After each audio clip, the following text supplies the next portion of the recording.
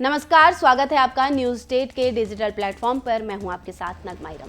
South Korea यानी कि दक्षिण कोरिया तानाशाही की राह पर था। उत्तर कोरिया के तानाशाह किम जोंग से डराकर दक्षिण कोरिया के राष्ट्रपति भी तानाशाही के रास्ते पर निकल चुके थे, लेकिन संसद और आम जनता के मजबूत इरादे के सामने उनकी दाल नहीं गली। दक्षिण कोरिया के राष्ट्रपति युन सुक योल ने मंगलवार को बड़ा कदम उठाते हुए देश भर में इमरजेंसी मार्शल लॉ लागू कर दिया था।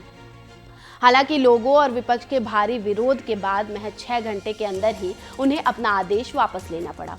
दक्षिण कोरिया के राष्ट्रपति ने मार्शल लॉ लागू करने के अपने आदेश को वापस ले लिया। स्थानीय अखबार कोरिया हेराल्ड की रिपोर्ट के मुताबिक देश में भारी विरोध और लोगों के आक्रोश को देखते हुए राष्ट्रपति ने बुधवार सुबह अपने आदेशों को वापस लेते हुए नेशनल असेंबली के अनुरोध को स्वीकार कर लिया।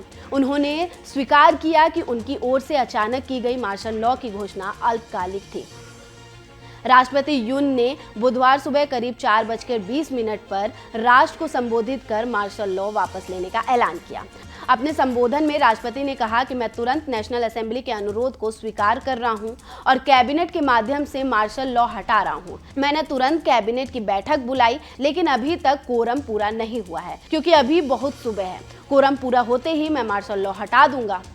यून के संबोधन के लगभग 30 मिनट बाद फिर से एक कैबिनेट बैठक बुलाई गई और मार्शल लॉ को हटाने को मंजूरी दी गई। यह प्रासंगिक कानून के अनुसार मार्शल लॉ हटाने की एक प्रक्रिया है। बता दें कि राष्ट्रपति का ये ऐलान मंगलवार को रात करीब 10:20 पर मार्शल लॉ घोषित करने के 6 घंटे बाद आया। हालांकि इन 6 घंटे में दक्षिण कोरिया में काफी बवाल देखने को मिला। सेना, विपक्षी सांसद और आम लोग इस घोषणा के बाद सड़कों पर उतर आए थे। लोगों के भारी विरोध को देखते हुए राष्ट्रपति को अपना आदेश वापस लेना पड़ा।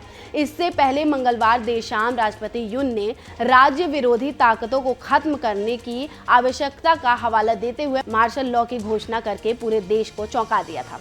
घोषणा के बाद सत्तारूढ़ी और विपक्षी दोनों दलों के सांसदों ने मंगलवार देर रात करीब 1 बजे विधानसभा में एक आपातकालीन पूर्ण सत्र बुलाया। 300 सदस्यीय राष्ट्रीय असेंबली में उपस्थित सभी 190 सांसदों ने राष्ट्रपति युन की ओर से मार्शल लॉ की घोषणा के खिलाफ मतदान किया। मुख्य विपक्षी डेमोक्रेटिक पार्टी ऑफ कोरिया सहित उदारवादी दलों के पास इस बार नेशनल असेंबली में अधिकांश सीटों पर कब्जा है। दूसरी तरफ मार्शल लॉ की वापसी के बाद इसके लिए तैनात किए गए सैनिक अपने ठिकानों पर लौट आए। दक्षिण कोरियाई सेना के अनुसार बुधवार सुबह 4:22 तक सभी सैनिकों को उनके ठिकाने पर वापस बुला लिया गया। दक्षिण कोरियाई सेना ने कहा कि वह उच्च सतर्कता बनाए रखना जारी रखे हुए हैं और उत्तर कोरिया में कुछ भी असामान्य नहीं देखा गया है। पूरे घटनाक्रम में अमेरिका भी नजर बनाए रहा। मार्शल लॉ लागू होने के बाद देश में हुए विरोध प्रदर्शन को देखकर अमेरिका ने चिंता जताई थी, लेकिन राष्ट्रपति ने जैसे ही इसे वापस लिया तो यूएस ने इसका स्वागत किया।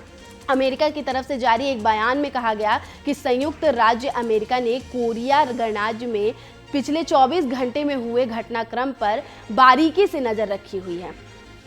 हम राष्ट्रपति युन के इस कदम का स्वागत करते हैं जिसमें उन्होंने मार्शल लॉ वापस लेने की बात कही है। फिलहाल इस वीडियो में मेरे साथ इतना ही। बाकी देश और दुनिया की तमाम खबरों से अपडेट रहने के लिए न्यूज स्टेट को सब्सक्राइब कर लें और वीडियो पसंद आई हो तो वीडियो को लाइक कर दें। न्यूज नेशन अब व्हाट्सएप पर खबरों की ताजा अपडेट के लिए न्यूज नेशन के इस क्यूआर कोड को स्कैन करें।